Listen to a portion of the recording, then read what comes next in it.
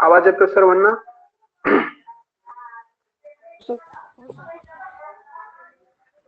ठीक आहे, 10वीचा इतिहास आपला राहिला होता त्या दिवशी, तर आज आपण घेऊन टाकूया.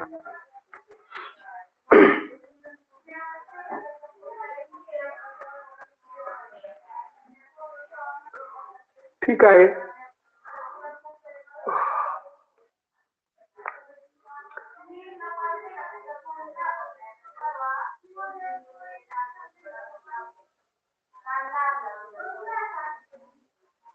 हा, तर 10वीचा इतिहास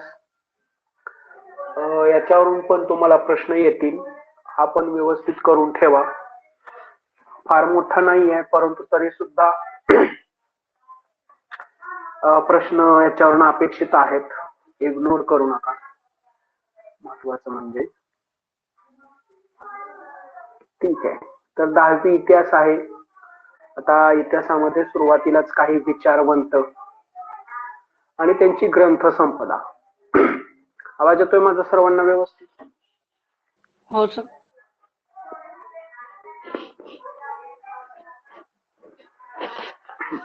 तर विचारवंत आणि त्यांची ग्रंथ संपदा म्हणजे कोणत्या विचारवंतानं कोणता ग्रंथ लिहिलेला आहे याच्यावर पण प्रश्न अपेक्षित आहे. तर इथं जे दिलेले आहेत ते 4-5 तुम्ही लक्षात ठेवा. रेने देकार्त सर्वांना माहिती आहे. Discourse on the method. त्याचबरोबर जॉर्ज फ्रेडरिक हेगल, अतिशय महत्वाचा आहे, जर्मनीचा होता. Hegel encyclopedia of philosophical reason in history ग्रंथ लिहिलेले आहेत. त्याचनंतर Leopold Ranke the theory and practice of history, the secret of world history, हे 2 याने लिहिलेले आहेत. मार्क्स वरती क्वेश्चन असतो, दास कॅपिटल. कार्ल मार्क्स कोण? कार्ल मार्क्स आणि कोण सांगा? जॉर्ज. हा, जॉर्ज हेगल. तर त्या दोघांची जोडी आहे, अतिशय फेमस अशी त्यांची जोडी आहे. तर ते दोघंही लक्षात ठेवा, जॉर्ज हेगल, फ्रेडरिक हेगल आणि कार्ल मार्क्स यांची जोडी आहे. कम्युनिस्ट मॅनिफेस्टो तुम्हाला माहिती असेल, माहिती आहे ना कम्युनिस्ट मॅनिफेस्टो? तर तो ग्रंथ त्यांनी लिहिला होता. मार्क्सवाद माहिती आहे ना? मार्क्सवाद सर्वांना माहिती आहे ना? मार्क्सवाद. हा, तर कार्ल मार्क्स यांनी मार्क्सवाद सांगितलेला आहे, जो मजुरांचा, शोषित वर्ग आहे त्यांच्यावर होणारा जो अन्याय आहे, किंवा जे भांडवलदार आहेत ते मजुरांवरती कसा अन्याय करतात, त्याचा मार्क्सवाद आहे. तर या दोघांच्या या संदर्भात तो महत्वाचा आहे. या दोघांच्या अतिशय महत्वाचे 2 व्यक्तिमत्व आहेत इतिहासातली. त्यानंतर Michel Foucault, archaeology of knowledge, Michel Foucault, ते पण महत्वाचं आहे. त्याच्यानंतर सीमा द बोवा, त्या फ्रेंच विदुषीने स्त्रीवादाची मूलभूत भूमिका मांडलेली आहे. स्त्रीवादाची मूलभूत भूमिका मांडलेली आहे. तर या पेजवरचा आपल्याला लक्षात ठेवायचे हे 2 सर्वात महत्वाचे. आणि पहिला देकार्त, तो एक महत्वाचा असतो, देकार्त. त्याच्यानंतर आहे सोहगौडा ताम्रपट. तर हा ताम्रपट कुठं होता ते इथं दिलेला आहे. गोरखपूर जिल्हा उत्तर प्रदेश या ठिकाणी हा ताम्रपट आढळलेला आहे. हा ताम्रपट सम्राट अशोक यांच्या काळातील असून त्यावर ब्राह्मी लिपीत लेख कोरलेला आहे. तो लेख IMP आहे की कोठारातील धान्य जपून वापरण्यात यावे असा आदेश या लेखात दिलेला आहे. दुष्काळजन्य परिस्थिती निवारण्यासाठी काय काळजी घ्यावी या संदर्भात आदेशात दिलेला आहे. तर लक्षात ठेवा, सोहगौडा ताम्रपट कुठे आहे असा प्रश्न येण्याची शक्यता आहे. आणि तो कोणाच्या काळातील आहे? तर तो कोणाच्या काळातील आहे?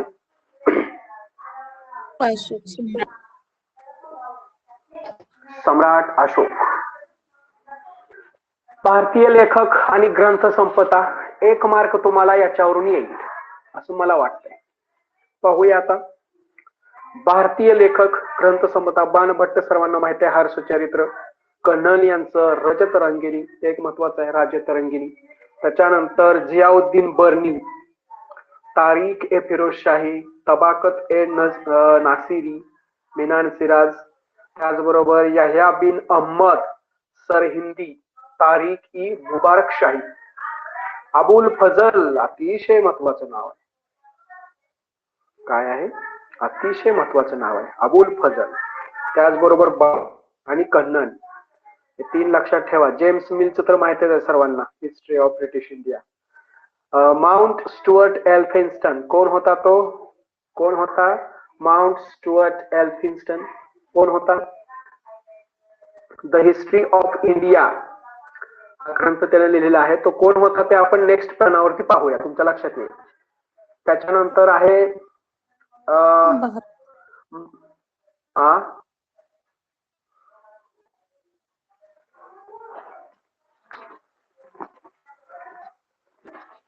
ठीक आहे, बघूया आपण कोण आहे तो. तर जेम्स ग्रँटअप अतिशय महत्वाचा मराठ्यांचा इतिहास लिहिला त्यानं. न्यायमूर्ती Ranade, rights of power, Maratha power. विदा Savarkar, the Indian war of independence 1857. Shripad Dange, primitive communism to slave. Mahatma Phule यांचा अतिशय प्रसिद्ध ग्रंथ मागच्या टीएटीला आला होता, गुलामगिरी. डॉक्टर बाबासाहेब आंबेडकरांचे हू वेअर द शूद्राज आणि द अनटचेबल्स अजूनही आहेत. आता या ठिकाणी तुम्ही लक्षात ठेवायचं आहे अबुल फजल, त्याचबरोबर कन्नन आणि त्याच्यानंतर तो बाणभट्ट हे महत्वाचं आहे इथलं. जेम्स मिल एक महत्वाचा आहे, history of British India. Tarabai Shinde सर्वांना माहित आहे, प्रश्न येतो स्त्री पुरुष तुलना. पंडिता हिंदू वुमन, रावसिंग ट्रॅव्हलर्स किंवा feminist essays in social history. Sharmila Rege, writing caste, writing gender, reading Dalit women's testimonies. त्याचबरोबर गोविंद सखाराम सरदेसाई, मराठी रियासत. आता सर्वात महत्वाचा अजून एक क्वेश्चन आलेला आहे. काय? कृष्णाजी अनंत सभासद, सभासद बखर किंवा सभासद बखरकार लक्षात ठेवा. त्याच्यानंतरचा खालचा सुद्धा आहे तुझं के तिमोरी. तर तैमूर लंगाचे काय आहे? आत्मचरित्र आहे. तुझं के बाबरी हे पण येतं, बाबरचे आत्मचरित्र आहे. औरंगजेबाच्या काळातील इतिहासकार. तर ईश्वरदास नागर, भीमसेन सक्सेना, खाफी खान अतिशय महत्वाचा माणूस होता. त्याचबरोबर निकोलाई मनुची हे पण होते. आता हा एक प्रश्न येतो आपल्याला की भाऊसाहेबांची बखरीत पानिपतच्या लढाईचे वर्णन केले आहे. तर प्रश्न कसा येईल सांगा मला, कसा येईल प्रश्न? कोणत्या बकरीमध्ये काय आवाज येई नाही मला, काय येत नाही आवाज.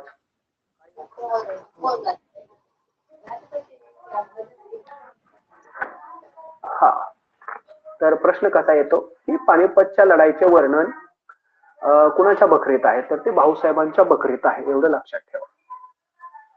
ठीक आहे. माउंट स्टुअर्ट एल्फिन्स्टन कोण होता? आता समजला असेल तुम्हाला कोण होता. कोण होता? मुंबईचे पहिले गव्हर्नर होते 1819 ते 1827, म्हणजे 1827. कर्नल टॉमच्या लेखनात राजस्थानचा इतिहास पाहायला मिळतोय. मॅक्स म्युलर याने हितोपदेश या संस्कृत ग्रंथाचा जर्मन भाषेत अनुवाद केला. त्याने the secret books of the east नावाने 50 खंड प्रकाशित केले होते किंवा संपादित केले होते. ऋग्वेदाचा जर्मन भाषेत अनुवाद केला. हा पण प्रश्न महत्वाचा आहे. ऋग्वेदाचा जर्मन भाषेत अनुवाद कुणी केला? कुणी केला? Max Müller. ठीक आहे. आता हे खाली काही नावं दिलेली आहेत राष्ट्रवादी इतिहासकार. तर याच्यामध्ये रानडे आहेत, भांडारकर आहेत, राघव भांडारकर, विनायक दामोदर सावरकर आहेत, मुजुमदार आहेत, राजेंद्रलाल मिश्र आहेत, रायकुमार राया कुमुद मुखर्जी आहेत, अनंत सदाशिव आलतेकर आहेत, त्याचबरोबर काशी प्रसाद जसवाल आहेत, भगवानलाल इंग्रजी आहेत. ठीक आहे. आता महादेव गोविंद रानडे अतिशय महत्वाचं व्यक्तिमत्व आहे इतिहासातलं. एखादा दुसरा प्रश्न यांच्यावर सुद्धा सेट केला जातो. काम महत्वाचं आहे त्यांचं. काय झालं? पुढे गेलं का? हा, तर Govind Ranade, rise of Maratha power, Marathi सत्तेचा उदय म्हणजेच अचानक पेटलेला वणवा नाही. त्यांनी काय सांगितलं की मराठी सत्तेचा उदय म्हणजे अचानक पेटलेला वणवा नाही. विका राजवाडे यांनी मराठ्यांच्या इतिहासाची साधने 22 खंडात संपादित केली. 7 जुलै 1910 रोजी पुणे येथे भारत इतिहास संशोधक मंडळाची स्थापना झाली. जगातील सर्वात प्राचीन संग्रहालय, सांगा बरं आपण हे कुठं अभ्यासलंय? सांगा, हे आपण कुठं अभ्यासलंय? सांगा.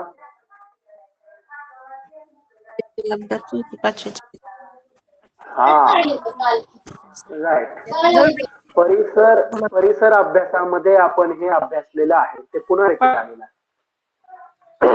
तर वूर या ठिकाणी सापडलेले आहे ते माहिती आपल्याला. सर लिओनार्द वुली यांनी 1922 ते 1914 तेथे उत्खनन केले होते. हे संग्रहालय एनी गॉल्ज नावाच्या मेसोपोटामियाच्या राजकन्येने बांधले होते. ती स्वतः संग्रहालयाची संग्रहालय म्हणून काम पाहत होती. डिटेलायझेशन झालेलं आहे फक्त. कोलकाता येथे इंडियन म्युझियमची संस्था ऍसेटिक सोसायटी तर्फे 1814 रोजी झालेली आहे. इंडियन म्युझियमची स्थापना आहे बरं का, ऍसेटिक सोसायटी तर्फे झालेली आहे. त्याचबरोबर नॅथरियल वॉलिक हे डॅनिश वनस्पती शास्त्रज्ञ यांचे संस्थापक व पहिले संग्रहपाल होते तिथले. राष्ट्रीय फिल्म संग्रहालयाचे हेडक्वार्टर पुणे येथे आहे. HQ म्हणजे हेडक्वार्टर आहे. स्थापना 1964. हा प्रश्न येतो याच्यावरून, कशावरून? मराठा चित्रशैली. तर इसवी सनाच्या 17व्या शतकात मराठा चित्रशैली विकसित झाली. या शैलीत रंगीत चित्रे असून ती भित्तिचित्रे हस्तलिखित तंत्रामधील लघुचित्रांच्या स्वरूपात आहे. वाई मेनवली सातारा येथील जुन्या वाड्यात, बघा इथले वाडे प्रसिद्ध आहे, हे पण आपण मागे कुठेतरी पाहिलेलं आहे. वाई मेनवली आणि सातारा इथले वाडे पाहिलंय कुठेतरी. मराठा चित्रशैली तिथं पाहता येते आपल्याला. त्याचबरोबर मराठा चित्रशैलीवर राजपूत व युरोपियन चित्रशैलीचा प्रभाव आहे. ठीक आहे. त्याचबरोबर अजंता येथील पद्मपाणीचे भित्तिचित्र आहे. त्याचबरोबर भीमबेटका मध्य प्रदेश येथे गुहाचित्रे आहेत. प्रश्न आलता मागच्या वेळेस. वारली चित्रकलावरती प्रश्न असतो. तर महाराष्ट्रातील वारली चित्रकला अतिशय तुम्हाला माहिती आहे प्रसिद्ध आहे. आणि पिंगुट किंवा चित्रकथी परंपरा ही लोककला शैलीची निवडक उदाहरणे आहेत. ठाणे जिल्ह्यातील जित्या सौम्या मशे यांचा वारली चित्रकला लोकप्रिय करण्यात मोठा वाटा आहे. मशे तर जीव आहे मला पुस्तकामध्ये जीव आहे. असू द्या काय हरकत नाही, थोडासा फरक असतो. तर हा मशेने काय केलेलं आहे, 2011 रोजी पद्मश्री किताब मिळवलेला आहे. मशे सर होते आपल्याकडे कोणत्या तर बॅच मध्ये आहेत मशे सर, बरोबर आहे, ते पण ठाण्याचेच आहे. ठीक आहे. तर त्यांनी वारली चित्रकला काय केलेलं आहे, विकसित केलेले आहे, लोकप्रिय केलेले आहे. 12व्या शतकातील चालुक्य राजा सोमेश्वर याने मानसोलास किंवा अभिलिनीता चिंतामणी अभिलिनीता चिंतामणी या ग्रंथात चित्रकथे परंपरेचे वर्णन केलेले आहे. त्याचबरोबर आबीचा चित्रकला आहे, यात एकूण 64 कलांचा उल्लेख असतो. आबीचा चित्रकला. त्यानंतर चित्रकलेचा उल्लेख आलेखम, काय म्हटलंय, आलेखम किंवा आलेख विद्या या नावाने केलेला आढळतो. हा MPSC ला प्रश्न आला होता बघा. आलेखम म्हणजे काय बघा, त्याची 6 अंगे काय आहेत आलेखमची. रूपभेद समजला पाहिजे आपल्याला, प्रमाण, भाव, सादृश्यता, वर्णिकाभंग, त्याचबरोबर लावण्य योजना, या सर्व भागावरती किंवा त्याच्या फॅक्टरवरती ते अवलंबून आहे. त्याच्यानंतर युरोपियन चित्रकला,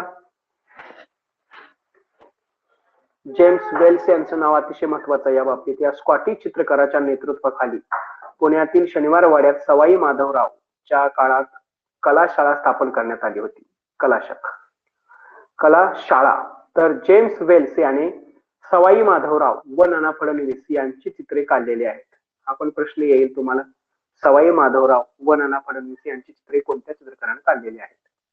तर लक्षात ठेवायचं आहे जेम्स वेल्स. जेम्स वेल्स यांना मदत करणारा एक मराठी चित्रकार होता, त्याचे नाव गंगाराम तांबट होते. लक्षात घ्या. त्याने वेरूळ व कार्ले येथील लेण्यांची चित्रे काढली. मुंबईत सन 1857 रोजी स्थापन झालेल्या जे जे school of art and industry यातील पेस्तनजी बोयनजी यांनी अजिंठा लेण्यांमधील चित्रांची प्रतिकृती बनवण्याचे काम केले होते. ठीक आहे, तर थोडक्यात पण महत्वाची माहिती आहे. इंडोनेशियातील बोरोबुद्दूर येथील जगातील सर्वात मोठा स्तूप बौद्ध स्तूप आहे. लक्षात घ्या. तर 8व्या किंवा 9व्या शतकात बांधलेला आहे. 1991 रोजी युनेस्को तर्फे जागतिक वारसा स्थळ म्हणून त्याला घोषित करण्यात आलेला आहे. महत्वाचं आहे हे सुद्धा. त्याच्यानंतर गांधार कला केंद्र आहे. ग्रीक आणि पर्शियन म्हणजेच रोमन कला शैलीचा प्रभाव दिसतो गांधारवरती. त्याच्यानंतर मथुरा कला केंद्र आहे. कुशाण काळातील या शैलीने भारतीय मूर्ती विज्ञानाचा पाया घातलेला आहे. देव प्रतिमांचा उपयोग करण्याची कल्पना कुशाण नाण्यांवर सर्वप्रथम दिसते. म्हणजे देवतांचे जे प्रतिमा आहेत किंवा जे छाप आहेत ते नाण्यांवरती प्रथम कुणी आणले असा प्रश्न येतो. तर त्याचं उत्तर आहे कुशाण. 1983 रोजी अजिंठा आणि वेरूळ लेणीला जागतिक वारसा स्थळाचा दर्जा देण्यात आला. हा पण प्रश्न येतो की अजिंठा आणि वेरूळ या लेण्यांना जागतिक वारसा स्थळाचा दर्जा केव्हा देण्यात आला? लक्षात ठेवायचं 1983 ज्यावेळेस आपण वर्ल्ड कप जिंकला होता. मंदिर शैली, तर नागर शैली आहे, उत्तर भारतात आढळते. तुम्हाला जोड्या लावायला प्रश्न येईल हा. द्रविड शैली आहे, दक्षिण भारतात आढळते. वैसर शैली आहे, नागर शैली अधिक द्रविड शैली या दोन्हीच्या मिश्रणातून निर्माण झालेली आहे. त्याचबरोबर भूमी शैली आहे, मध्य प्रदेश महाराष्ट्रात आढळते. यात क्रमशः लहान होत जाणाऱ्या शिखरांची प्रतिकृती वरपर्यंत रचलेल्या असतात. ठीक आहे.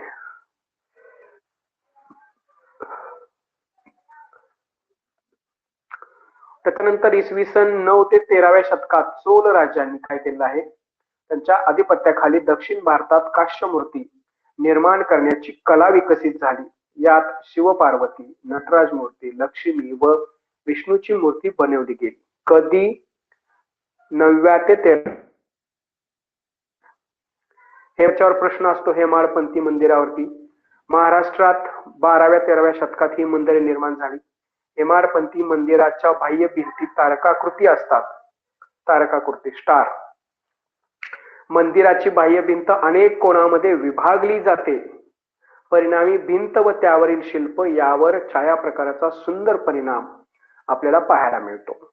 भिंतीचे दगड सांधण्यासाठी म्हणजे जोडण्यासाठी, सांधण्यासाठी म्हणजे काय, जोडण्यासाठी चुना वापरलेला नसून दगडांमध्येच एकमेकात घट्ट बसतील अशा कातलेल्या खोबणी व कूस या आधाराने भिंती उभारलेल्या आहेत.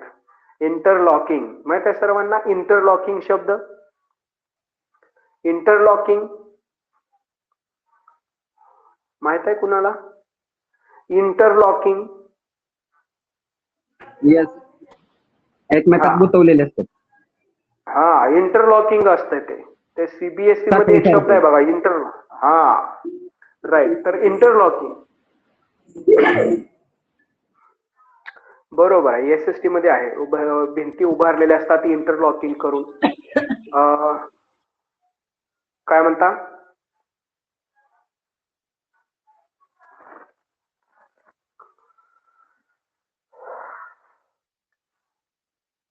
ठीक आहे. मुंबई जवळील अंबरनाथ येथील अंबरेश्वर मंदिर, नाशिक जवळील सिन्नर येथील गोंदेश्वर मंदिर किंवा हिंगोली येथील औंढा नागनाथ मंदिर. तर हे सर्व कशामध्ये आहे? हेमाडपंथी मंदिराची उदाहरणं आहेत. असा एक प्रश्न येईल तुम्हाला खालीलपैकी हेमाडपंथी मंदिराची उदाहरणे कोणकोणती किंवा कोणकोणती उदाहरणे हेमाडपंथी आहेत, तर ते लक्षात ठेवा. कुतुब मिनार, कुतुबुद्दीन ऐबकच्या काळात प्रारंभ. अल्तमसच्या काळात बांधकाम पूर्ण झाले. जगातील सर्वात उंच मिनार आहे. उंची 73 मीटर आहे. लक्षात ठेवा, याच्यावर प्रश्न येईल. गोल घुमट पाहिला असेल सर्वांनी. 17व्या शतकात विजापूर येथे स्थित मोहम्मद आदिल शहा याची ऍक्च्युली ती कबर आहे. गोल घुमटात टाळी वाजवल्यास त्याचा प्रतिध्वनी ऐकू येतो. मला माहिती आहे, आपल्याला तुम्हाला माहिती असेल. ठीक आहे. इंडो गोथिक स्थापत्यशैली. इंडो गोथिक म्हणजे गथिक म्हटलंय ते बरं का. इंडो गथिक आहे तो इंग्लिश वर्ड आहे, त्यांनी गोथिक लिहिलंय. ठीक आहे. तर ब्रिटिश सत्तेच्या काळात या शैलीचा विकास झाला. ब्रिटिश काळात बांधलेले चर्च, सरकारी कचेऱ्या, रेल्वे स्टेशन, निवासस्थाने, याशिवाय मुंबईचे छत्रपती शिवाजी महाराज रेल्वे टर्मिनस, त्याला आपण काय म्हणतो, काय म्हणतो, सीएसटी. CST. सीएसटी जे आहे, it is the Indo Gothic style आहे. इंडो गथिक, गॉथिक म्हटलंय त्याला. ठीक आहे. संगीत, संगीतामध्ये ज्यावेळेस भारताच्या संगीताचा विषय निघतो त्यावेळेस या माणसाचं नाव येणं अपेक्षित असतं. कुणाचं? भरत मुनी. राईट. तर भरत मुनीचे नाट्यशास्त्र हा वादन, गायन, नर्तन, काव्य, नाट्य कलेचा एक प्राचीन ग्रंथ आहे. अभ्यासलाय का कोणी भरत मुनीचे नाट्यशास्त्र? तर त्याच्यामध्ये स्थायी भाव, त्याचबरोबर जे दुसरे जे भाव असतात असे भाव दिलेले आहेत. अतिशय महत्वाचं आहे बघा, ते एकदा अभ्यास करायला पाहिजे शिक्षक या नात्याने. खरंच भरत मुनीचं नाट्यशास्त्र महत्वाचं आहे. किताब ए नवरस, विजापूरचा सुलतान होता तो. इब्राहिम आदिल शाह सेकंड याने पर्शियन होता तो, आणि हा ग्रंथ लिहिलेला आहे किताब ए नवरस. हा ग्रंथ संगीत शास्त्राशी संबंधित असून ध्रुपद गायीला समोर ठेवून गीतांना साकार करणारा गायन कुल गीते असलेला ग्रंथ आहे. डॉक्टर अरुण प्रभूने यांनी मराठी भाषेत या ग्रंथाचे संपादन केले आहे. ठीक आहे. नृत्यशैली 1 मार्क घेऊन जायचा. नृत्यशैली 1 मार्क घेऊन जायचा. 1 मार्क घेऊन जायचा. याच्यात अजून थोडस ऍड करा जे नाहीत ते, पण हे पाठ करून ठेवा, याच्यावर प्रश्न येईल तुम्हाला. स्पेशली ज्याचा ज्याचा सोशल सायन्स आहे त्यांना प्रश्न येतो. काय आहे उत्तर भारत? कथ्थक.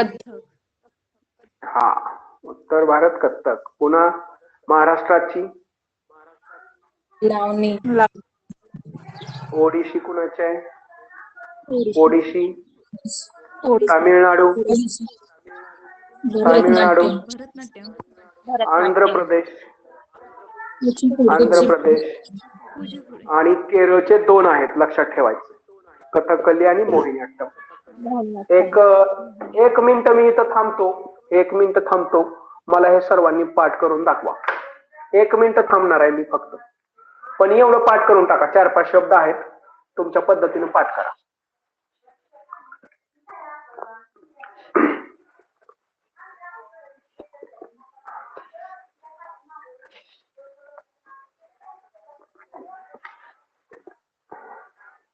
महत्वाचं आहे. तर पाठ झाला असेल तुमचा. तमिळनाडूचं लक्षात ठेवायचं सुरुवातीला भरतनाट्यम आहे. उत्तर प्रदेशामध्ये उत्तर, आता उत्तर मध्ये काय आहे रे? डबल त जोडलेला आहे. तर कथक मध्ये डबल थ जोडलेला आहे. मी तर तसं लक्षात ठेवतो नाही. उत्तर भारत कथक. महाराष्ट्राची लावणी सर्वांना माहित आहे. ओडिशावरून ओडिशाचं लक्षात येत आहे. तमिळनाडू भरतनाट्यम, त्याच्यामध्ये तत आहे. आंध्र प्रदेशचं तेवढं कुचिपुडी लक्षात ठेवायचं. केरळचं कथकली आणि मोहिनीअट्टम लक्षात ठेवायचं. ठीक आहे. पुढं प्रसार माध्यमे प्रश्न येतो. दर्पणवर प्रश्न येतो. बंगाल गॅझेट किंवा कलकत्ता जनरल ऍडव्हायटायझर भारतातील पहिले इंग्रजी वर्तमानपत्र होतं. 19 जानेवारी 1780 रोजी सुरुवात झाली होती. आणि त्याची सुरुवात कोणी केली होती? त्याचं नाव येतं जेम्स ऑगस्टस हिकी. हिकी द्वारे सुरुवात. हा एक आयरिश व्यक्ती आहे, जेम्स हिकी. नाव अतिशय महत्वाचं आहे. प्रश्न येतो त्याच्यावर. दर्पणकार सर्वांना माहिती असतील. कोण आहेत दर्पणकार? बाळशास्त्री जांभेकर. जांभेकर. प्रश्न येतो दर्पणकार. त्यातून खालील बाबींची माहिती मिळते. कंपनी सरकारच्या तिन्ही इलाक्यातील तिन्ही इलाके कोणकोणते होते दिलेला आहे. जमा खर्चाची यादी, रशियाचे हल्ला होण्याचे भय होतं ते ह्याच्यात दिसत होतं. शहर साफ ठेवण्याकरता मंडळीची नेमणूक होती. हिंदू विधवांचा पुनर्विवाह, कोलकाता येथे थिएटरची सुरुवात, राजा राममोहन राय यांची इंग्लंड मधील कामगिरी अतिशय महत्वाचे. तर हे सर्व आपल्याला दर्पण मधून सध्या मिळतंय आपल्याला. ठीक आहे. पत्रकार दिन, कुणाचा जन्मदिवस सांगा. बाळशास्त्री ठीक आहे. प्रभाकरचे संपादक होते भाऊ महाजन. त्यांचं मूळ नाव काय आहे ते येतं. मूळ नाव गोविंद विठ्ठल कुंटे. भाऊ महाजन त्यांचं नाव काय आहे. मूळ नाव गोविंद विठ्ठल कुंटे. लक्षात ठेवा, प्रश्न येतो. 1841. ठीक आहे. तर यात फ्रेंच राज्यक्रांतीचा किंवा फ्रेंचांचा बंडाचा इतिहास दिला आहे. याशिवाय लोकहितवादी म्हणजे कोण आहेत. लोकहितवादी गोपाळ हरी देशमुख. गोपाळ हरी देशमुख. हा, तर हे नाव लक्षात ठेवायची बघा. आणि यांची समाज प्रबोधनावर शतपत्रे प्रसिद्ध केली जातात. ठीक आहे. भाऊ महाजन हे काय करत, तर 1853 रोजी त्यांनी पुढे सुरुवात केली होती. धूमकेतू हे साप्ताहिक त्यांनी काढले भाऊ महाजन यांनी. उद्देश काय होता. सनातनी लोकांच्या विचारांच्या वृत्तपत्रांना त्यातून उत्तरे दिली जात होती. सनातनी.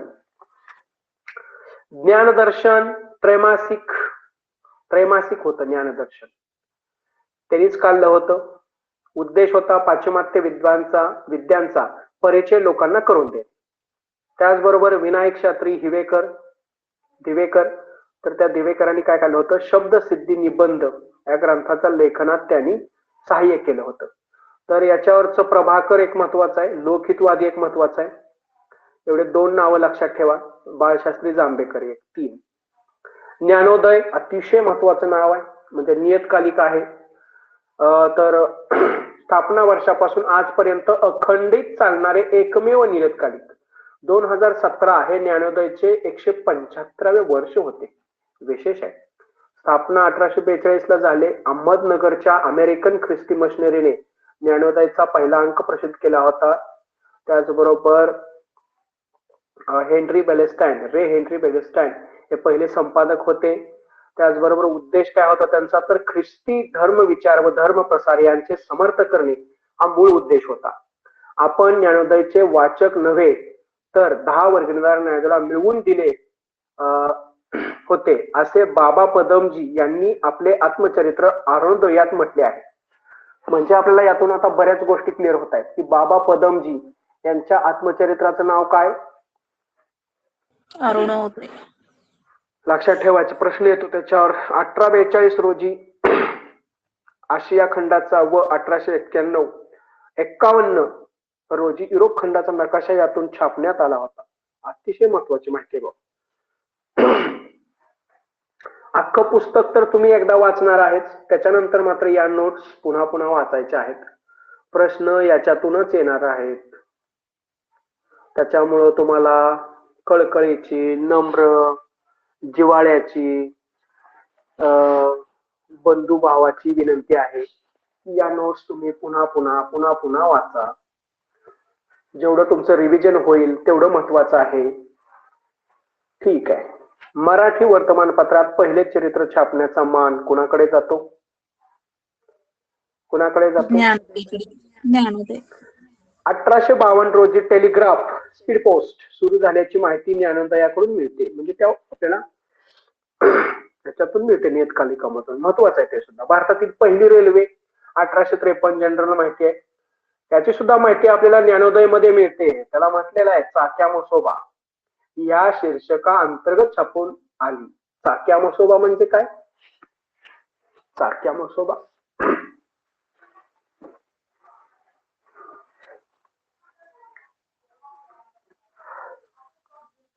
चाक्या मसोबा म्हणजे रेल्वे. ठीक आहे. शीर्षका अंतर्गत छापून आले. 1857च्या उठावाच्या बातम्याचा ज्ञानोदय मधून छापल्या गेल्या. बघा, ज्ञानोदय हे किती महत्वाचं वर्तमानपत्र आहे. तर त्याच्यामधून किती महत्वाच्या बातम्या इथं आलेल्या आहेत. चाक्या मसोबा आलाय, 1857च्या उठावाची बातमी आली, दीनबंधूचे संपादक येतात. कोण आहेत दीनबंधूचे संपादक? कृष्णराव भालेकर. दिग्दर्शन मराठीतील पहिले मासिक आहे, त्याचे संपादक आहेत बाळशास्त्री जांभेकर. प्रगती एक साप्ताहिक काढलं होतं, संपादक होते त्र्यंबकशंकर सेजवलकर. प्रश्न येतो आकाशवाणीवरती. इंडियन ब्रॉडकास्टिंग कंपनी 1924 या नावाने दररोज कार्यक्रमाचे प्रसारण करणारे खाजगी रेडिओ केंद्र. नंतर याचे काय झालं, नामकरण झालं आणि ते आलं Indian state broadcasting services ISBS. 8 जून 1936 रोजी ISBS या कंपनीचे नामकरण काय झाले? All India radio. अतिशय महत्वाची डेट आहे आणि अतिशय महत्वाची लाईन आहे. ऑल इंडिया रेडिओची स्थापना कधी झाली म्हटलं तरी हेच लिहायचं आपल्याला. ख्यातनाम कवी पंडित नरेंद्र शर्मा यांच्या सूचनेनुसार आकाशवाणी हे नाव दिले. आकाशवाणी नाव हे कोणी दिलं रेडिओला? पंडित नरेंद्र शर्मा. त्यानंतर आहे 23 जुलै 1920 रोजी भारतातील पहिले इंग्रजी न्यूज बुलेटिन मुंबई रेडिओवरून केंद्रावरून प्रसारित करण्यात आले. ठीक आहे. आता अजून एक तारीख महत्वाची आहे. तर ती तारीख आहे दूरदर्शनच्या संदर्भातली 15 सप्टेंबर 1959. भारताचे पहिले राष्ट्रपती बाबू डॉक्टर राजेंद्र प्रसाद यांनी दिल्ली दूरदर्शन केंद्रचे उद्घाटन केले. 1 मे 1972 महाराष्ट्रात मुंबई केंद्राचे कार्यक्रम सुरू झाले. आता हा प्रश्न एकदा आला होता बघा MPSC ला, आता मी अंडरलाईन करतो त्याला. 15 ऑगस्ट 1982 रंगीत दूरदर्शनची सुरुवात केव्हा झाली होती? तर 15 ऑगस्ट 1982. ठीक आहे. 91 ला काय झालं? परदेशी खाजगी वाहिन्यांना केबल तंत्राच्या माध्यमातून कार्यक्रम प्रसारित करण्याची परवानगी देण्यात आली. स्टर्न नामक जर्मन साप्ताहिकाने हिटलरच्या हस्ताक्षरातील अनेक रोजनिशी डायरी विकत घेतल्या व इतर प्रकाशक कंपन्यांना विकल्या. एक्स्ट्रा माहिती आहे, लक्षात ठेवा. मनोरंजन, दशावतारी नाटके, कठपुतळी खेळाचा उल्लेख, विष्णू शास्त्रांचे पंचतंत्र कुणी लिहिलं? विष्णू. आणि त्याचबरोबर महाभारत. लक्षात ठेवा, पंचतंत्र कुणी लिहिलं असा प्रश्न येतो. अतिशय महत्वाचं आहे ते सुद्धा. तर विष्णू शास्त्रीचं नाव लिहायचं आहे आपल्याला. त्याच्यानंतर आहे महाराष्ट्रातील लोकनाट्याचा प्रकार आहे हा एक, दशावतारी नाटके. सुगीनंतर कोकण गोवा येथे दशावतारी नाटकांचे प्रयोग होतात. विष्णूचे 10 अवतार, मत्स्य, कूर्म, वराह, नरसिंह, वामन, परशुराम, राम, कृष्ण, बुद्ध आणि कल्की. 18व्या शतकात श्यामजी नाईक काळे यांनी दशावतारी खेळ दाखवणारे फड स्थापन केले. विष्णुदास भावे यांचं नाव अतिशय महत्वाचं आहे. यांनी दशावतारी नाटकाचे तंत्र संस्करण करून आपली पौराणिक नाटके सादर केली. तर पौराणिक नाटकांसाठी कोण प्रसिद्ध होतं? पौराणिक नाटके सांगा. पौराणिक नाटके विष्णुदास भावे. विष्णुदास भावे यांचं पौराणिक नाटकासंदर्भात अतिशय महत्वाचं काम आहे. त्याच्यानंतर तुकडे आलेला आहे. आता संत तुकडोजी महाराज यांनी खंजिरी भजन प्रसिद्ध केलं. खंजिरी भजने संत तुलसीदास, सूरदास, मीराबाई, कबीर, उत्तर भारतात होते सर्व इत्यादींचे भजने सुप्रसिद्ध आहेत. ठीक आहे. कर्नाटिकल भजने आहेत पुरंदरदास, कनकदास, विजयदास, बोंदे गुरुस्वामी, लागराज. गुजरातमध्ये नरसिंह मेहता होते माहित आहे. महाराष्ट्रात संत नामदेव होते. कीर्तनासाठी नामदेव प्रसिद्ध होते, आद्य कीर्तनकार म्हणतात. कीर्तनकारास हरिदास किंवा कथेकरी बुवा असंही म्हणतात. स्वातंत्र्य चळवळीत राष्ट्रीय कीर्तनाची सुरुवात वाईचे दत्तोपंत पटवर्धन यांनी केलेली आहे. यात पुढारी, शास्त्रज्ञ, सुधारक या आधारे समाज प्रबोधन केले जात.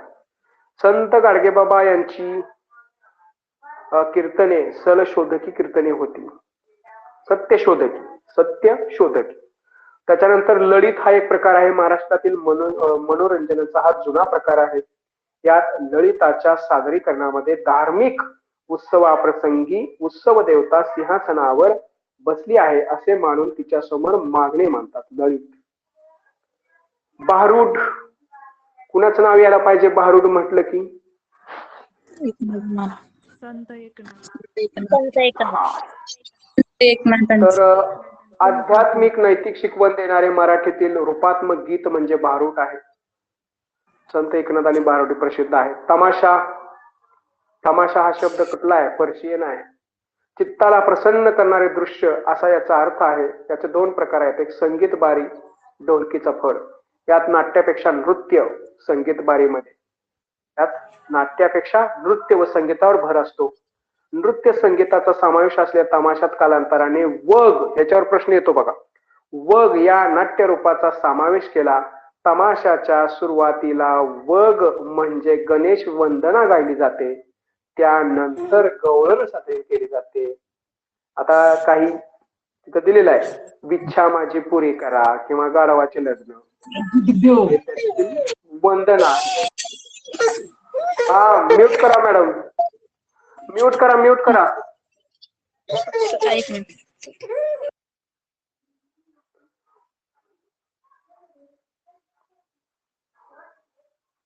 ठीक आहे. काय होतं माझ्या कानामध्ये ते असतं, खूप हे होतं. ठीक आहे. तर पोवाडा माहिती आहे आपल्याला, गद्य पद्य मिश्रित सादरीकरण म्हणजे पोवाडा असतो. आणि शिवाजी महाराजांच्या काळात ते अतिशय विकसित झालं होतं. अज्ञानदास याने अफजल खान वधाविषयी रचलेला पोवाडा, त्याचबरोबर तुळशीदास याने सिंहगडचा लढाईचा पोवाडा रचला. सिंहगडच्या लढाईचा पोवाडा कुणी रचला असा प्रश्न येईल तुम्हाला. संयुक्त महाराष्ट्र चळवळीत शाहीर अमर शेख, अतिशय महत्वाचं नाव आहे, शाहीर अमर शेख.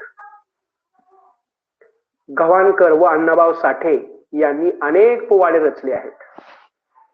अण्णाभाऊ साठेंचं तर अतिशय एक प्रसिद्ध आहे बघा, संयुक्त महाराष्ट्र संदर्भात. अण्णाभाऊ साठे यांचं कोणतं गीत प्रसिद्ध आहे सांगा बरं? संयुक्त महाराष्ट्र चळवळीच्या संदर्भात अण्णाभाऊ साठे यांचे एक गीत प्रसिद्ध आहे. कोणतं आहे? कोणतं आहे? फक्कड. कोणतं आहे? मराठीच्या माणसांना माहित असतं बघा. नाही माहिती सर. कोणतं? अरे गाजलेलं गाणं आहे की एवढं मोठं, कसं माहित नाही? आहे.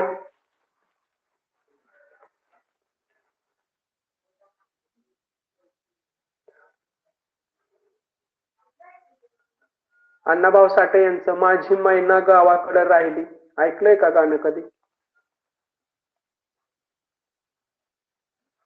ऐकलंय का? हो, ऐकलंय. माझी मैना गावाकडे राहिली, माझ्या जीवाच्या होती या काहिली. तर हे गाणं तुम्ही ऐकलं असेल तर ते गाणं अतिशय फेमस होतं त्यावेळेस, लक्षात ठेवायचं. रेफरन्स आहे ते सुद्धा एक. नाटक विष्णुदास भावे मराठी रंगभूमीचे जनक. मराठी रंगभूमीचे जनक कोण आहेत? कोण आहेत? कोण आहे? त्यांनी लिहिलेले सीता स्वयंवर हे पहिले नाटक. सीता स्वयंवर पहिले नाटक. मुद्रित स्वरूपात संहिता उपलब्ध असणारे पहिले नाटक म्हणजे वीज कीर्तने यांचे थोरले माधवराव पेशवे होय, 1861. उत्तर भारतात ख्याल संगीत महाराष्ट्रात रुजवण्याचे काम बाळकृष्ण इचलकरंजीकर यांनी केलं होतं. ठीक आहे, ते पण महत्वाचं आहे. किर्लोस्कर, अतिशय महत्वाचं नाव, किर्लोस्कर, अण्णासाहेब किर्लोस्कर. माहिती पाहिजे आपल्याला इतिहास. किर्लोस्कर नाटक कंपनीचे अण्णासाहेब किर्लोस्कर. संगीत शाकुंतल नाटक लिहिलं त्यांनी. गोविंद बल्लाळ देवल यांनी संगीत शारदा नाटके लिहिली. यात जरट विवाह पद्धती, त्याचबरोबर विनोदी पद्धतीने मार्मिक टीका केली आहे. जरट विवाह पद्धती कसली पद्धती आहे ती? जरट विवाह पद्धती माहिती आहे का कोणाला? जरट विवाह, वृद्ध विवाह म्हणते. बरोबर आहे, बरोबर आहे, बरोबर आहे. अन्य नाटके, आता ही सर्व नाटके तुम्ही लक्षात ठेवायची बरं का, ही नाटकं लक्षात ठेवायची. कशीही ठेवा, नाटकं करून लक्षात ठेवा, पण नाही नाटकं लक्षात ठेवा. श्रीपाद कृष्ण कोल्हटकर मूकनायक, कृष्णाची प्रभाकर खाडीलकर संगीत मान अपमान. एकच प्याला कुणाचा आहे? एकच प्याला कुणाचा आहे? एकच प्याला राम गणेश राम गडकरी. राम गणेश गडकरी यांचं एकच प्याला अतिशय महत्वाचा आहे. मराठीच्या लोकांना माहिती असेल. आचार्य अत्रे यांचं साष्टांग नमस्कार, उद्याचा संसार, घराबाहेर. ठीक आहे, आता हे माझ्यापेक्षा जे मराठीचे लोक आहेत त्यांना माहित असेल. वसंत कानेटकर, रायगडला जेव्हा जाग येते, इथे ओशाळला मृत्यू, कसलं महत्वाचे नाटक आहे ते. विजय तेंडुलकर यांचं तर घाशीराम कोतवाल अतिशय महत्वाचं आहे. विश्राम बेडेकर यांचं टिळक आणि आगरकर, आणि कृष्णाची प्रभाकर खाडीलकर यांचं कीचकवध. महाभारतातील कीचकवध ही घटना घेऊन ब्रिटिश सरकारवर सूचक टीका केली आहे. तर कीचकवध हे एकदा एमपीएससी ला आलं होतं, माझं चुकलं होतं, आता तुमचं चुकू नये. कीचकवध ठीक आहे. कीचकवधातील द्रौपदी म्हणजे असहाय्य भारत माता, युधिष्ठिर म्हणजे मवाळ पक्ष, भीम म्हणजे जहाल पक्ष, कीचक म्हणजे कोण होता? व्हाईसरॉय लॉर्ड कर्झन होता. अतिशय काय करत होता तो? अन्याय करत होता. ब्रिटिशांनी प्रथम प्ले हाऊस रिपन व्हिक्टोरिया ही नाट्यगृह बांधली. अतिशय महत्वाचं नाव आलेलं आहे, चुकायचं नाही आणि हुकायचं सुद्धा नाही. वि वा शिरवाडकर अर्थात विष्णू वामन शिरवाडकर, कुसुमाग्रज म्हणतात, यांनी शेक्सपियरच्या किंग लिअर या नाटकाच्या धर्तीवर नटसम्राट नाटक लिहिले. आता नटसम्राटातील स्वगत मला कोण सांगताय? नटसम्राट या नाटकातील स्वगत. आता स्वगत म्हणजे तुम्हाला माहितीये, मराठी माणसं आपल्याकडे आहेत, सांगा. जगावं की मरावं. हा, जगावे की मरावे म्हणजे to be or not to be, that is the question. English लिटरेचरला त्याचा टच आहे म्हणून विचारलं. त्यातील मुख्य भूमिकेतील शोकात्म नायक गणपतराव बेलवालकर. गणपतराव गणप्या ते म्हणताय बघा. तुम्ही नाटक बघितलंय का? नाटक बघितलंय का नटसम्राट? पिक्चर बघितली. नाही सर. हा का? नाही सर, तर तुमचं सर्टिफिकेट काढून घ्यायला पाहिजे, कुठलं तरी एखादं डिग्रीचं वगैरे बघून घ्यायचं ते नाटक. कारण आपल्याला ते नाटक अतिशय महत्वाचं आहे, नाहीतर सर्टिफिकेट तुमचं कॅन्सल करायला लावणार आहे मी. लवकर बघा. हे पात्र शिरवाडकरांनी पूर्वीच्या काळी गाजलेले गणपतराव जोशी व नानासाहेब फाटक या नटश्रेष्ठांच्या व्यक्तिमत्वातील रंगछटांची सरमिसळ करून निर्माण केलेले आहे. तर नटसम्राट बघण्याचा मी आग्रह का करतोय? तर एक नाटक काय असतं, त्यातला जो नायक आहे तो काय असतो, अंक काय असतात, प्रवेश काय असते, नाटकामध्ये आपण नेमकं काय पाहिलं पाहिजे, तर हे सर्व अतिशय असं माइलस्टोन नाटक आहे. ते काय आहे? माइलस्टोन नाटक आहे. एक नाटक बघितलं तर तुम्हाला बाकीची नाटकं कशी असतात ते समजेल, म्हणून बघा म्हणतो. महत्वाचं आहे. ठीक आहे, आता तर त्याच्यावर पिक्चर निघलेला आहे, तो पिक्चर बघा, सोपा आहे. आणि नाटकाच्या तो कोण असतो, नाटकाचा जो नायक असतो, तर त्या नायकाला कसं वाटतं, कला वगैरे ते सर्व त्यात दिलेलं आहे. छान आहे ते बघा. चित्रपट ह्याच्यावर पण प्रश्न असतो बरं का चित्रपटावरती. तर 1912 पुंडलिक हा चित्रपट मुंबईत दाखवलेला आहे. दिग्दर्शक गोपाळ रामचंद्र तोरणे होते, अप Karandikar, S N Patankar, V P. Divekar होते. 1913 अतिशय महत्वाची तारीख.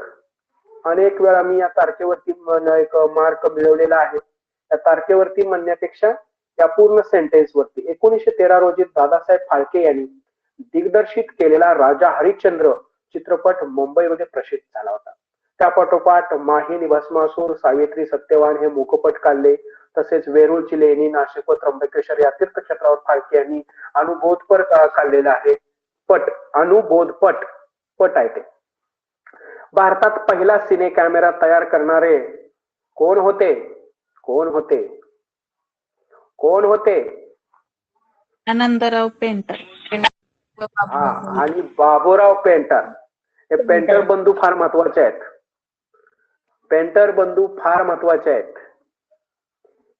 यांनी 1918 रोजी सैरंद्री चित्रपट काढला. IMP तिथे दिले बघा कोणतरी. आनंदराव पेंटर आणि बाबूराव पेंटर यांनी सिंहगड हा पहिला ऐतिहासिक मूकपट, तसेच कल्याणचा खजिना, बाजीप्रभू देशपांडे, नेताजी पालकर हे ऐतिहासिक चित्रपट त्यांनी काढले. त्याशिवाय सावकरी पारा हा पहिला वास्तववादी चित्रपट ही पेंटर बंधूंनी काढला. आलं बघा, पेंटर बंधू, लक्षात ठेवा पेंटर बंधू. त्याच्यानंतर आहे 1925 रोजी बालजी पेंढारकर यांचं पण नाव अतिशय महत्वाचं आहे. बाजीराव मस्तानी पिक्चर काढलेला आहे, सर्वांनी पाहिलेला असेल. म्हणजे ते त्याच्यानंतर कमलाबाई मंगरुळकर, सावळ्या तांडेल, त्याचबरोबर पन्नाताई हिंदी चित्रपट बोलपट होता. आचार्य आत्रे यांचा महात्मा फुले, विश्राम बेडेकर, महादेव बळवंत फडके, दिनकर पाटील, धन्य ते संताजी धनाजी, प्रभाकर पेंढारकर, बाल शिवाजी. आपण चित्रपट पाहिला असेल बघा, बाल शिवाजी आपल्याला दाखवला असेल कधीतरी, मला वाटतं तो चित्रपट दाखवलेला होता आपल्याला. इत्यादी महत्वपूर्ण चित्रपट त्यावेळेस काढले होते. कमलाताई मंगरुळकर त्या मराठीतील पहिल्या स्त्री चित्रपट निर्मात्या होत्या. ठीक आहे. संत तुकाराम 1936 रोजी प्रभात फिल्मच्या बॅनर खाली या चित्रपटाची निर्मिती झाली. विष्णुपंत दामले, फतेह खान शेख यांनी केली. त्याचबरोबर संत तुकारामांची भूमिका विष्णुपंत पानगीस यांनी केलेली होती. 5व्या व्हेनिस चित्रपट उत्सवामध्ये या चित्रपटाला पारितोषिक मिळाले. आंतरराष्ट्रीय स्तरावर मान मिळवून देणारा हा पहिला चित्रपट होता संत तुकाराम. ते सुद्धा चित्रपट पहा. काही चित्रपट हे पाहायलाच पाहिजेत. आता तुम्ही म्हणाल की तुम्ही असं का सांगताय चित्रपट पाहायला, तर तुम्हाला सांगतो, आता ज्यावेळेस आपल्याला अशा चित्रपटांचा किंवा याचा आपण प्रत्यक्ष शिकवत असताना रेफरन्स येतो, त्यावेळेस जर आपण मुलांना त्या चित्रपटाविषयी किंवा त्या ऐतिहासिक पटाविषयी भरपूर माहिती सांगितली एक्स्ट्रा, तर मुलं फार लक्ष देऊन ऐकतात. कारण अशी माहिती त्यांना कोणी सांगत नाही. चित्रपटांची किंवा कुठल्या तरी स्पेसिफिक नाटकाची माहिती कोण सांगत नाही. त्याच्यासाठी आपण त्यांना सांगायला पाहिजे. खेळ, प्राचीन ऑलिम्पिक खेळाची स्पर्धा ऑलिम्पिया, हे नाव लक्षात ठेवायचं. ऑलिम्पिया या ग्रीक शहरात घेतली जात होती. विष्णुपंत गोडसे माझा प्रवास 1857च्या उठावातील समकालीन ग्रंथातून झाशीची राणी लक्ष्मीबाई यांची दिनचर्या दिलेली आहे. माझा प्रवास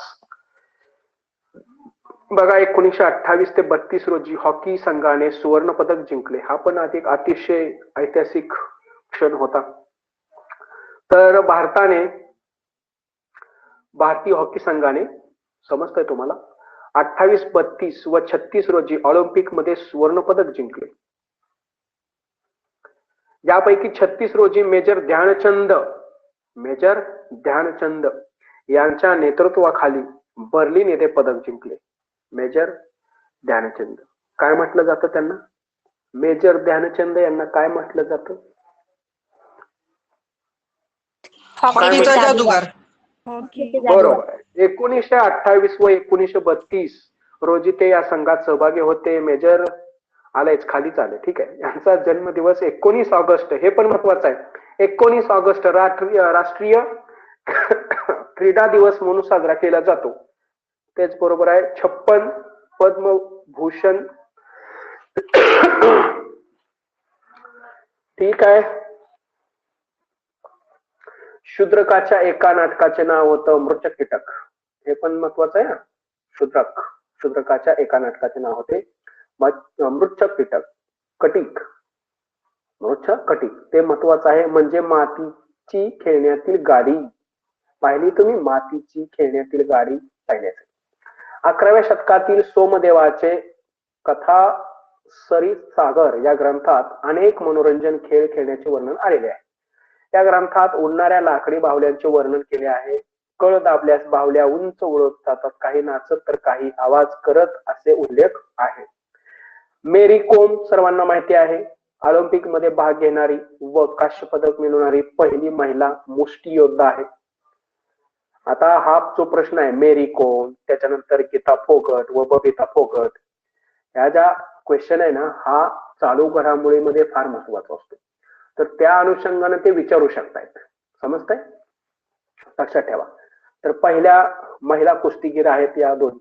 पूर्वीच्या काळी आकाशवाणीवरून मराठी भाषेतून क्रिकेटचे समालोचन करणारे कोण होते? बाळज पाटील.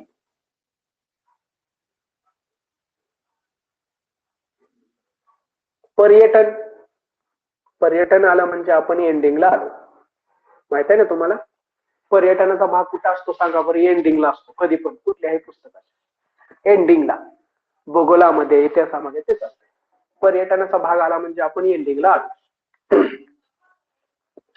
बेंजामिन टुडेला जागतिक पहिला युरोपियन शोधक प्रवासी, जन्म स्पेन येथे झालेला होता आणि याने 1159 ते 1173 दरम्यान बघा France, Germany, Italy, Greece, Syria, अरबस्तान, इजिप्त, इराक, पर्शिया, भारत व चीन इत्यादी देशांना भेटी दिल्या Benjamin Tudela. The travels of Benjamin या ग्रंथात त्याने आपले प्रवास वर्णन लिहून ठेवलेले आहे. मार्को पोलो 13व्या शतकातील इटलीतील शहराचा प्रवास याने आशिया खंड विशेषतः चीनची ओळख युरोपला करून दिली. चीनची ओळख युरोपला कोणी करून दिली? कोणी करून दिली चीनची ओळख? Marco Polo. Travels of Marco Polo 17 वर्ष चीन मध्ये राहिला होता. इब्न बतुता, अतिशय महत्वाचं नाव, इब्न बतुता. इब्न बतुता लय महत्वाचं नाव आहे बघा. एकाच रस्त्याने 2 वेळा प्रवास करायचा नाही हे त्याचे धोरण होते बघा. इब्न बतुता कोण होता? तर 14व्या शतकात मोरोक्को शहराचा प्रवासी इब्न बतुता 30 वर्ष जग फिरला. 30 वर्ष, जोक नाही. 3 वर्ष फिरायचं म्हणलं तरी आपल्याला कसं होत आहे, तर यानं 30 वर्ष जग फिरलेला आहे इब्न बतुता. अतिशय महत्वाचं नाव आहे. त्याने आपले प्रवास वर्णन रहेला या ग्रंथात लिहिलेले आहे. एकाच वाटेनं पुन्हा जाणार नाही, त्याच्यामुळे तो फेमस होता. गेरहार्ड मर्कटर, तर जेरटर्ट आपण म्हणेल, ठीक आहे. याने 16व्या शतकात म्हणजेच 1569 रोजी जगाचा नकाशा आणि पृथ्वीचा गोल बनवणारा नकाशा आरेखक म्हणून प्रसिद्ध केला. नाव महत्वाचं आहे बघा, गेरहार्ड मर्कटर.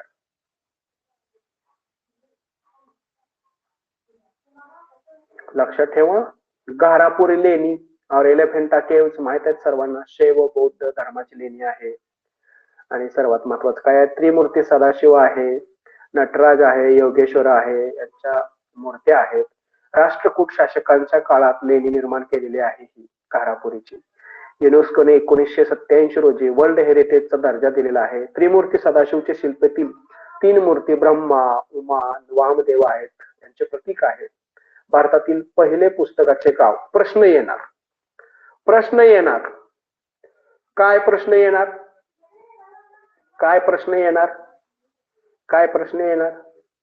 भारतातील पहिली पुस्तकाचे गाव. म्हणजे प्रश्न इथं नाही आला तर दुसरा कुठंतरी येणार. भारतातील पहिले पुस्तकाचे गाव भिलार. माहिती असेल, तुम्ही बघितलं असेल, पिकनिकला ह्याला गेलं, महाबळेश्वरला जाताना लागतंय बघा, भिलार पुस्तकाचे गाव भिलार. ठीक आहे, माहित आहे. कलकत्ता येथील भारतीय संग्रहालय हे भारतातील पहिले संग्रहालय आहे. Aesthetic society. काय झालं, पुन्हा हे आलं का काय? नाही. ठीक आहे. गव्हर्नमेंट ऑफ म्युझियम आहे, भारतातील दुसरे संग्रहालय आहे. 1949 रोजी दिल्लीतील राष्ट्रीय वस्तू संग्रहालयाची स्थापना झाली. ठीक आहे. छत्रपती शिवाजी महाराज वस्तू संग्रहालय 1904 रोजी मुंबईतील काही प्रतिष्ठित नागरिकांनी एकत्र येऊन प्रिन्स ऑफ वेल्स च्या भारत भेटीच्या स्मरणार्थ प्रिन्स ऑफ वेल्सच्या म्युझियम ऑफ वेस्टर्न इंडिया हे वस्तू संग्रहालय निर्माण केले. 1998 रोजी संग्रहालयाचे नाव छत्रपती शिवाजी महाराज वस्तू संग्रहालय असे ठेवण्यात आले. संग्रहालयाची वास्तू म्हणजे बिल्डिंग इंडो गोथिक शैलीत आहे. अजून कशाची शैली इंडो गोथिक शैलीत आहे सांगावर? पीएसटी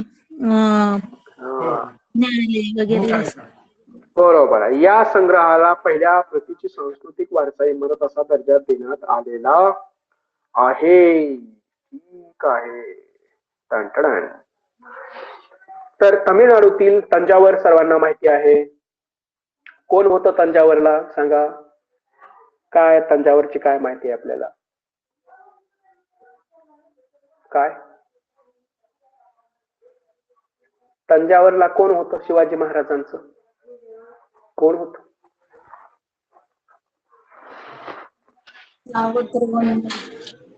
औरंगजेब. सरस्वती. बरोबर आहे, बरोबर आहे. ए, बंद करा बंद करा बंद करा रे बाबा. एसटी स्टँडात बसल्यासारखं वाटतंय तुम्हाला प्रश्न विचारल्यावर.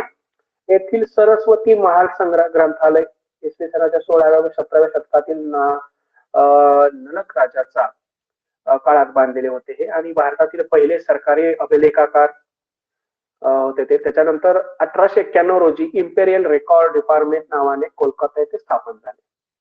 1911 रोजी ते दिल्लीत आणले गेले. त्याच्यानंतर 1998 रोजी राष्ट्रपती KR नारायण यांनी राष्ट्रीय अभिलेखागार म्हणून ते जनतेसाठी खुले केले. तर अतिशय महत्वाची माहिती आहे, या सुद्धा बुक मध्ये आपल्याला मिळालेली आहे. सर्वांना काय आहे, सूचना आहे की तुम्ही 10वीचं पुस्तक एकदा डिटेल मध्ये वाचा, एकदा दोनदा वाचा, त्याच्यानंतर मात्र या नोट्स 20दा 30दा वाचा.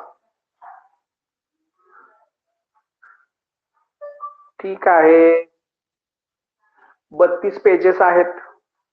या 32 पेजेस मध्ये अतिशय महत्वाची माहिती दिलेली आहे.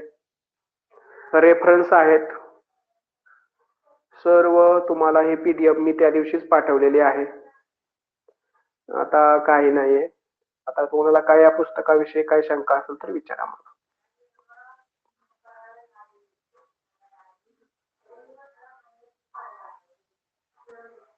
ठीक आहे. नोट्स तुम्हाला त्या दिवशीच पाठवलेले आहे. आता अजून एकदा पाठवतो. आता सर्वांनी इकडे लक्ष द्या की काय आहे. आपण काय करणार आहे की आता जी आपली सेकंड बॅच आहे त्यांचं आपल्या कुठल्या बॅच एवढं सेकंड बॅच वाल्यांचं फर्स्ट बॅच वाल्यांबरोबर सिलेबस आज म्हणजे आता या पॉइंटला आलेला आहे ना. हो सर. हा, तर आता दोन्ही बॅचनी काय करायचं, ज्या वेळेस मी सांगेन की जॉईन व्हा त्या वेळेस दोन्ही बॅचेसनी जॉईन व्हायचं. कुणीही म्हणायचं नाही आमचं काय नाही त्यांचं काय नाही. आता थर्ड बॅच वाली जी लोक आहेत आपलं किती फर्स्ट बॅच वाली लोक, तर फर्स्ट बॅचला सुद्धा सकाळी जे आपलं एक लेक्चर असतं त्यात तुम्हाला यावं लागणार आहे. थोडे दिवस एवढे 15 दिवस ऍडजस्ट करा की मग सर्वांचं व्यवस्थित होईल. त्याच्यानंतर तुम्हाला अभ्यासाला वेळ देतो भरपूर. ठीक आहे. तर आजपर्यंत आतापर्यंत मी सांगतो तुम्हाला SST हिस्ट्री आणि पॉलिटिक्स हा आपला झालेला आहे 62 आणि विरामचिन्हे झालेला आहे. इथलं विरामचिन्हे अचूक शब्द ते झालेलं आहे. तर 68 - 2 66 लेक्चर दोन्ही बॅचची पूर्ण झालेले आहेत. किती 66. आता 90 - 66 किती झाले 90 - 66. काय आन्सर आहे त्याचा? काय 43. काय हा 66 मायनस 90 - 66 किती होते 24. हा. तर 24 लेक्चर्स राहिलेली आहेत. 24 जर आपण डबल घेतली तर ती फक्त किती दिवसात होऊ शकतात?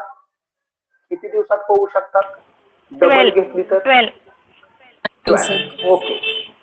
आणि याच्यामधल्या ज्या PDF आहेत PDF जसं आपल्याकडे अजून कशाची 11वीची PDF आहे, 2 11वीच्या PDF आहेत, 12वीच्या 2 PDF आहेत आणि पॉलिटिकल सायन्सची एक PDF आहे. म्हणजे या 5 PDF.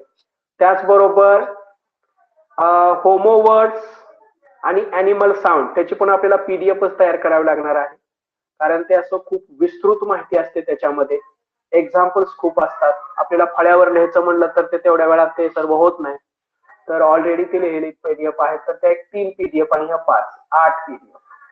वन वर्ड सबस्टिट्यूशन आणि सिनोनिम अँटोनिम्स इंग्लिशची 9वी पीडीएफ. 9 पीडीएफ. तर या 24 पैकी 9 ह्या काय आहेत, पीडीएफ आहेत, कारण त्यातच आपल्याला घ्यावं लागणार आहे. आता 24 - 9 तर उत्तर आलं 15. 15 उत्तर आलं बरोबर. तर 15 तास जर आपण डबल एकाच दिवशी 2 घेतले तर किती दिवसात होतात? किती दिवसात होतात? 7 days. हा, म्हणजेच काय सांगतोय मी की आठवडाभरामध्ये आपला सिलेबस पीडीएफ वगळता पूर्ण झालेला असेल. तुम्हाला सर्व पीडीएफ मी आतापर्यंत दिलेले आहेत. ज्यावेळेस आपला या कोर्सचा एंड होईल त्यावेळेस मी फक्त एकदाच पहिल्यापासून आतापर्यंतच्या सर्व पीडीएफ तुम्हाला मी ग्रुपवरती टाकेल. त्याच्यानंतर तुम्ही मला पीडीएफ विषयी मागणी विचारणा करायची नाही. समजते सर्वांना? Yes, sir. हो सर. ठीक आहे, ठीक आहे, ठीक आहे. Okay okay. तर तुम्हाला ते मी काल एक फोटो टाकलेला आहे आपल्या पूर्ण त्या कोर्सचा. त्याच्यानुसार आता भरपूर झालेला आहे, थोडं राहिले ते आपण घेऊया आणि कोर्स एंड करूया. सर्वांनी खचून अभ्यास करा, पास व्हा. सर पुढचं कोर्स माहिती एंड आहे. झाल्यानंतर तुम्ही टेस्ट घेणार ना? हा, नाही आधी टेस्ट होणार की. कोर्स एंड झाल्यानंतर फक्त तुमच्या 2 टेस्ट होतील. कोर्स एंड झाल्यानंतर तुमच्या फक्त 2 टेस्ट होतील. त्या दोन्ही टेस्ट ह्या तुमच्या 150 मार्काच्या असतील. किती मार्काच्या असतील? 150. 150 मार्काच्या 2 टेस्ट. जसं आपलं ठरलेलं आहे त्या पद्धतीनंच 2 टेस्ट म्हणजे मॉडेल क्वेश्चन पेपर मी सांगितलं होतं तुम्हाला. तर 2 टेस्ट तुम्हाला 150 मार्काच्या 10 तारखेनंतर 31 तारखेच्या आत काही दिवसाच्या अंतराने मिळतील. समजते सर्वांना? हो सर. ओके. ठीक आहे, एक्झिट करू का? सर. Hello sir. हा बोला. पण त्यानंतर सुट्टी लागल्यानंतर तुम्ही प्लॅन नाही करणार काय करायचं आणि काय करायचं नाही 20 days साठी? करायचं तुमचे तुम्ही अभ्यास. आता मग आता काय नाही, झालंय, नको सर, नको सर. आम्ही आता पूर्ण नाही, मी ब्लँक तुम्हाला होईल टेस्ट माहितीये का? बघूया, करूया काहीतरी. ठीक आहे. काही पण त्यासाठी करा किती लोक काय आहे, त्यासाठी किती लोक इच्छुक आहेत ते पण बरंच महत्वाचं आहे मॅडम. कारण कसं होतंय दोन्ही बॅच आहेत इथं, ना, मग त्यांनी बोलायला हो हवं ना सर. आहेत, पण कसं असतं बरीचशी लोक असतात जे आता त्यांच्या सेल्फ स्टडीवरती भर देतात. आणि मग कसं होतंय मला इकडे तुम्हाला 1 तास इकडे घ्यायचा म्हणजे मला मागं काहीतरी 2 तास करावं लागतं. भले मग ते वाचन Right, असेल, तुम्हाला पीडीएफ तयारी तयार करावी करा लागते. असणे, हा, किंवा ते मग असेंबल करावं लागतं सर्व मटेरियल, कसं सांगायचंय, काय सांगायचंय. जरी मला ते कंटेंट जरी माहित असला ना मॅडम, तरी सुद्धा एक माझे 2 तास जातात त्याच्यामध्ये. Right sir. 2 तास जातात. मग समजा, आणि शिवाय माझ्या बरोबर आमच्या मॅडमचे पण काही वेळ जातो इकडं तिकडं. आता तिचा पण पेपर आहे, तिला पण थोडं अभ्यासाला आपण वेळ द्यायला पाहिजे. शिवाय मी पण परीक्षा देणार आहे. मला सुद्धा थोडस, जसं मी तुम्हाला दुपारी सांगितलं की जसं स्टॅटिस्टिकल जो डेटा आहे तो मला सुद्धा करावा लागणार. ठीक आहे, म्यूट करा. Sir 1 minute sir. हॅलो हा सर, बोला. मी 2 पेपरचा फॉर्म भरलेला आहे, तर चालतं ना तसं? हो, बऱ्याच लोकांनी भरलेला आहे 2 पेपर.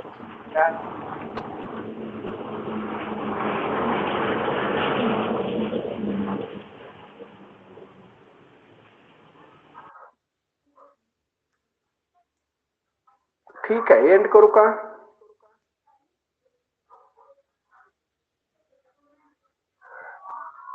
Okay sir. पण हॅलो सर. ठीक आहे. हा बोला. सर प्लॅन करा, काहीतरी करा, पण प्लॅन करा, असं माझं तर म्हणणं आहे. समीक्षा मॅडम असतील, समीक्षा मॅडम बोला ना सरांना काहीतरी. हो हो, काल मी बोलले होते ना. अजून किती बर बर बर. तयार आहेत त्यांनी सांगतील ना. ह्याच्यावरती ग्रुपवरती ज्यांना पाहिजे असेल त्यांनी हो म्हणून कमेंट करा, मग सांग म्हणजे कळेल ना संख्या किती असं येते. बर बर, ठीक आहे. अजून आपला आठवडाभर टाइम आहे. हम्म. सर करतोय मी आठवडा आता. आठवडा करत करत आपला पूर्ण महिना संपून जाईल. सर घ्या सर. नाही नाही. हो. आणि पूर्ण आपण असं झोपून जाऊ मग, माहितीये का सर, पूर्ण ब्लँक होईल. 20 days येईल खूप हा सर, प्लॅन करा सर. ग्रुपवर आहे की चालते ना, त्यांनी एकमेकांना काही बोलतात ना. मग आता बोला ना सगळे, म्हणजे मग कळते ना किती संख्या होती किती नाही ती. तेच ना, बर बर, आपण काय कितीची करा. बोलतोय आता. हा, तुमचं जे लेडीज, मला काय वाटतं तुमचं ते लेडीजचा जो ग्रुप आहे ना, त्याच्यावर त्या काहीतरी डिस्कशन झालेलं आहे वाटतं. ठीक आहे. तर मला सांगा की तुमच्या किती, तुमच्या लेडीज पैकी आता जे लेडीजचा जो एक तुम्ही ग्रुप केलेला आहे तो फक्त सेकंड बॅचचा आहे. तर त्या येस सर. ग्रुपमध्ये फर्स्ट बॅच वाल्यांना पण त्याच्यात घ्या. म्हणजे मग ते पण तुम्हाला थोडस तुमचं, शेवटी तुम्ही माझ्याकडे तास नंतर लावा किंवा न लावा, पण तुम्ही एकमेकांना मदत कराल किंवा तुम्हाला फ्युचरमध्ये एकमेकांना कुठेतरी एकमेकांचा उपयोग होईल. पीडीएफ शेअर करा किंवा प्रश्न विचारा. मला काय वाटतं आपल्या ग्रुपवरती फारच कमी प्रश्न किंवा कमी डिस्कशन होत आहे. तर तुम्ही असं एकमेकांना अधूनमधून प्रश्न विचारत चला, काही हरकत नाही. मला काय त्याच्याशी हे नाहीये की कुणी काय विचारलं काय. तुम्हाला सर एखादा विचारलं प्रश्न कन्सेप्ट, देत नाही सर. हा, तर एकमेकांना प्रतिसाद द्या. काय म्हणजे तुम्हाला माहित असेल उत्तर तर सांगा. किंवा तुम्ही जसं काल ते बालागचं कोणीतरी आज टाकलं होतं बघा, वाद्याचं बालाग. हा. रिव्हिजन होतं अतिशय चांगल्या पद्धतीनं. तर ते एकमेकांच्या ग्रुपवरती शेअर केलं ना की मग काय होतं, त्याचं त्याला वाचन होतं. इतर वेळ जाण्यापेक्षा मग ते तुमच्या जरा लक्षात राहतं. ठीक आहे.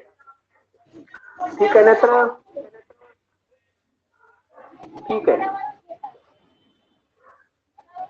काय म्हणताय, आवाज येत नाही.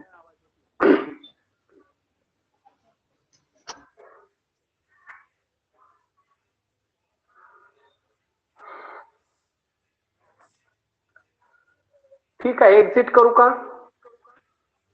Okay sir, thank you. ओके, धन्यवाद.